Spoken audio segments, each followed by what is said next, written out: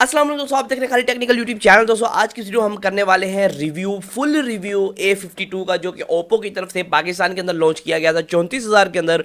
और इसके अंदर 4 GB RAM 128 GB internal storage आपको देखने को मिलती है। बैक की तरफ क्वाड कैमरा देखने को मिलता है, फ्रंट की तरफ आपको पंच होल डिस्प्ले मिलता है। मतलब कि ओवरऑल ये एक पैकेज है, लेकिन इसके अंदर कुछ ऐसे मसले हैं जो आपको जानना बहुत ज़्यादा ज़रूरी है। और आज मैं आपको बताऊंगा क्या 34,000 के अंदर ये फ़ोन आपके खरीदने के काबिल है या नहीं। क्या अगर आप 34,000 खर्चना चाहते हैं या आपको वैल्यू फॉर मनी डिवाइस मिलता है इस रेंज के अंदर, क्या ये आपके पैसे मतलब कि हलाल करता है या नहीं करता है, क्या आपको अच्छी परफॉर्मेंस प्रोवाइड करता है 34,000 में या नहीं। और मैं आपको आज की इस वीडियो में गेमिंग रिव्यू भी प्रोवाइड करूंगा, कैमरा टेस्ट भी प्रोवाइड कर दूंगा, मुकम्मल एक फुल रिव्यू इस फोन का प्रोवाइड करने वाला हूं। तो वीडियो को लास्ट तक देखिए अगर आप ये फोन बाय करने जा रहे थे या आप सोच रहे हैं ओप्पो के इस मॉडल के बारे में। तो वीडियो को स्टार्ट करते जा लेते हैं मुकम्मल डिटेल से। दोस्तों पहले हम डिजाइन के हवाले से बात करेंगे। इसका जो डिजाइन है वो काफी कमाल का डिजाइन है। आपको जो मेरे पास कलर अवेलेबल है ये व्हाइट कलर है। वैसे तो व्हाइट और ब्लैक दो कलर्स के अंदर पाकिस्तान के अंदर लॉन्च किया गया है। यहाँ बैक की तरफ जो व्हाइट कलर है नीचे की तरफ से आपको ब्लू टोन देता है, ऊपर की तरफ से पिंक सी टोन देता है। और बैक की तरफ क्वाड कैमरा सेटअप है।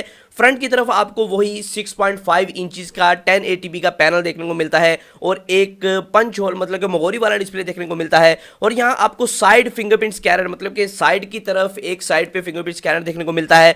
और यहाँ दोस्तों आपको मैं बताता चलूं वॉल्यूम रॉकर्स आपको लेफ्ट साइड पे मिलते हैं और साथ ही में आपको एक सिम जैकेट देखने को मिल जाती है जो कि ट्रिपल स्लॉट मतलब कि सिम जैकेट है। उसके अंदर 2 सिम्स और एक मेमोरी कार्ड आप एक ही टाइम में इस्तेमाल कर पाएंगे। और नीचे की तरफ आपको टाइप सी की पोर्ट देखने को मिलती है, 3.5 एक्जैक्ट देखने को मिलता है और एक आपको मिल जाता है स्पीकर। यहाँ दोस्तों मैं आपको बताता चलूं ये जो फोन है इसके अंदर स्नैपड्रैगन का 665 प्रोसेसर का इस्तेमाल किया गया है। 4 GB की रैम 128 GB की स्टोरेज देखने को मिलती है। लेकिन अगर आप बात करते हैं कैमरा परफॉर्मेंस की तो यहाँ एक मसला मुझे देखने को मिला। इसकी जो बैक की तरफ क्वाड कैमरा आपको देखने को मिल रहा है, इसकी असल हकीकत वैसे मैंने दूसरी वीडियो में बयान की है, आपको थोड़ा सा गाइड करता चलूं कि इसकी बैक की तरफ एक तो मेन सेंसर है 12 मेगापिक्सल का, उसके मैं कुछ सैंपल्स आपको शो कर रहा हूँ। साथ ही साथ जो भी कैमरा में टेस्ट आउट आपको बताऊंगा उसके मैं सैंपल्स आपको साथ ही साथ जो शो करता जाऊंगा। पहला जो है वो 12 मेगापिक्सल का मेन सेंसर है f1.7 एपर्चर के साथ, उसके सैंपल्स कुछ शो हो रहे हैं स्क्रीन के ऊपर। और दूसरा जो है 8 मेगापिक्सल का अल्ट्रा वाइड सेंसर है जो कि काफी अच्छी क्वालिटी आपको प्रोवाइड करता है। लेकिन जो 2 एक्स्ट्रा सेंसर्स हैं वो बेसिकली एक शो पीस सेंसर या आप कह सकते हैं कि बिल्कुल आवाम को पागल बनाने के लिए या फिर अपने फोन को अच्छी लुक देने के लिए ओप्पो ने यहाँ इंक्लूड किए हैं।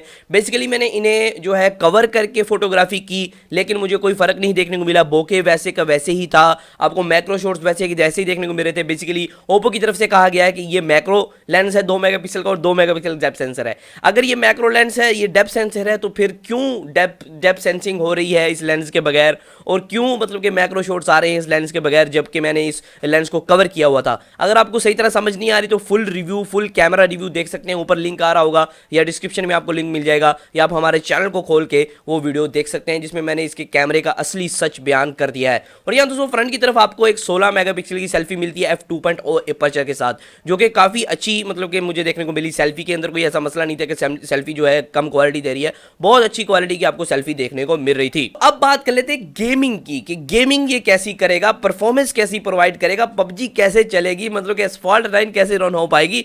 दोस्तों इसके अंदर आपको जो गेमिंग परफॉर्मेंस देखने को मिल रही है उसके वाले से आपको गाइड करता चलूं। पहले मैं स्पेक्स बताता चलूं जो गेमिंग के लिए बहुत ज्यादा जरूरी है।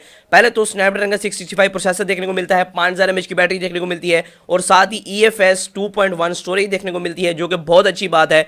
ये इस फोन का प्रो पॉइंट है, इसके अंदर EFS 2.1 स्टोरेज देखने को मिलती है। और साथ ही साथ दोस्तों मैं आपको बताते चलूं इस फोन के अंदर आपको जो है एक एंड्रीनो का 610 का GPU देखने को मिलता है जो कि आपको गेमिंग के अंदर काफी ज्यादा मदद देगा।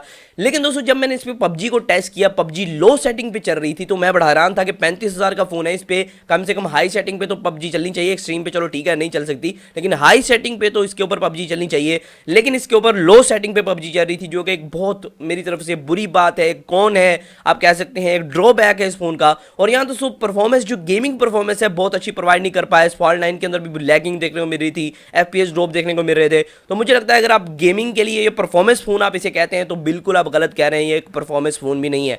तो आप पूछेंगे भाई ये कैमरा फोन नहीं है, ये परफॉर्मेंस फोन नहीं है, ये कौन सा फोन है? ये ओप्पो का फोन है भाई, इसे कहते हैं ओप्पो का फोन। ये ओप्पो A52 है। ये आपको कैमरा अच्छा नहीं प्रोवाइड कर सका, आपको परफॉर्मेंस अच्छी नहीं प्रोवाइड कर सका, लेकिन ये आपको ओप्पो ब्रांड प्रोवाइड कर रहा है, मतलब कि पीछे लिखा हुआ है इसके ओप्पो। यहाँ दोस्तों मैं आपको बताता चलूँ इसकी जो मुकम्मल ओवरऑल अगर मैं बात करूँ कि 5000 mAh विद बैटरी है, 18 वाट की फास्ट चार्जिंग है, बहुत अच्छी बात है, आपको अच्छे फीचर्स दिए गए, लेकिन आपको परफॉर्मेंस और कैमरा के अंदर कुछ ड्रॉबैक्स देखने को मिल रहे हैं इस फोन के अंदर। तो मुझे लगता है कि इस रेंज के अंदर जो मतलब कि रेंज है 35,000 की रेंज के अंदर आप इस फोन को ना ही बाय करें तो बेहतर है। इसके अलावा Vivo S1 Pro आपके लिए एक बेहतरीन चॉइस है, आपको रेडमी के फोन देखने को मिल रहे हैं, तो ओप्पो जो है इस रेंज के अंदर आपको बहुत ज्यादा अच्छी क्वालिटी नहीं दे पा रहा है। मुझे लगता है कि Vivo का S1 अभी भी इससे बेहतर है, क्योंकि उसके अंदर इस रेंज के अंदर 1080p प्लस एमोलेड डिस्प्ले देखने को मिल रहा है, अच्छी परफॉर्मेंस देखने को मिल रही है, 48 मेगापिक्सल का क्वाड कैमरा देखने को मिल रहा है, तो इससे अच्छा कैमरा है और वो एक्चुअली वर्क भी करता है। इसके अंदर तो ये है कि ना कैमरा बस लगा दिया है, क्वाड कैमरा सेटअप है, बेसिकली ये डुअल कैमरा है, तो क्वाड कैमरा सेटअप है लगा दिया लेकिन वर्क नहीं कर रहा है। तो उम्मीद करता हूँ दोस्तों आपको समझ आ गई होगी कि आज की वीडियो में क्या कहना चाह रहा हूँ, इसके बारे में मेरे ओपिनियन क्या है, मैं क्या रिव्यू पेश करना चाह रहा हूँ। सो आज की वीडियो में इतना ही था, फिर मैं वीडियो के साथ इस तरह वीडियो के लिए मेरे चैनल को सब्सक्राइब कर लें, बेल नोटिफिकेशन दबा दें। आज की वीडियो में इतना ही, फिर मैं वीडियो के साथ अल्लाह हाफिज़।